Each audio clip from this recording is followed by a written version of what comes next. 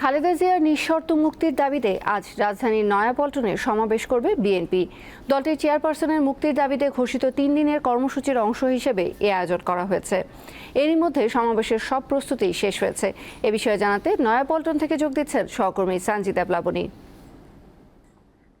প্লাবনী, এই মুহূর্তে সমাবেশ স্থলের অবস্থা, নেতাকর্মীরা কি আসতে শুরু করেছেন কিনা সেটা আমাদের জানাবেন।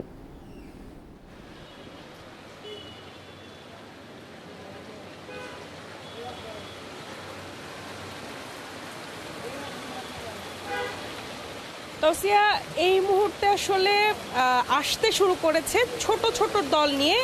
নয়াপল্টনের যে আমরা চিত্র আসলে দেখে থাকি যে লোকজন পরিপূর্ণ থাকে, সেই সময়টা এখনও হয়ে ওঠেনি। এখন পর্যন্ত আসলে নয়াপল্টনে এই মুহূর্তে আপনাকে একটু দেখাতে চাই যে বৃষ্টি শুরু হয়েছে।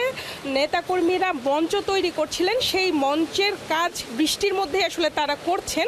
এবং দীর্ঘ 8 মাস পর কিন্তু দলটির চেয়ারপারসন অর্থাৎ বিএনপির চেয়ারপারসন খালেদা জিয়ার মুক্তির দাবিতে সক্রিয়ভাবে আসলে দলটি তারা সমাবেশ করতে যাচ্ছে।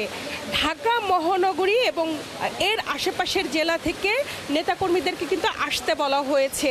ঢাকা মহানগরীতে এই মুহূর্তে কোনো কমিটি না থাকায় বিএনপির ব্যানারেই এই প্রস্তুত বা সভাটি হচ্ছে, যেটি সমাবেশ আমরা বলছি যে সমাবেশটি হচ্ছে। তো মহানগরীর বিভিন্ন নেতাকর্মীরা আসলে বলছেন যে 3টার পরে তাদের যে সভাটি শুরু হবে, সমাবেশটি শুরু হবে, সেখানে দলটির মহাসচিব মির্জা ফখরুল ইসলাম আলমগীরের উপস্থিত থাকার কথা রয়েছে এবং সভাপতিত্ব করবেন আসলে দলটির স্থায়ী কমিটির সদস্য মির্জা আব্বাস।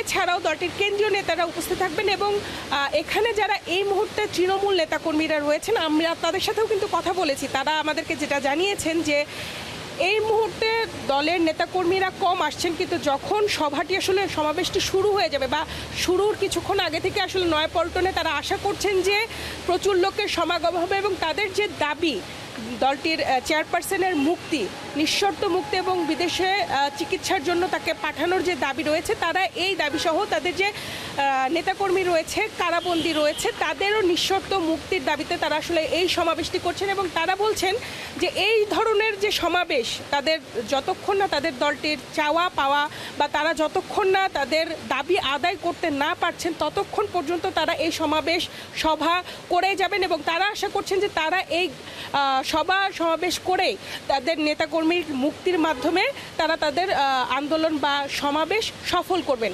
তাওসিয়া, আমার কাছে এই ছিল নয়াপল্টনের সর্বশেষ পরিস্থিতি। সহকর্মী সানজিদা প্লাবনী জানাচ্ছিলেন নয়াপল্টন থেকে।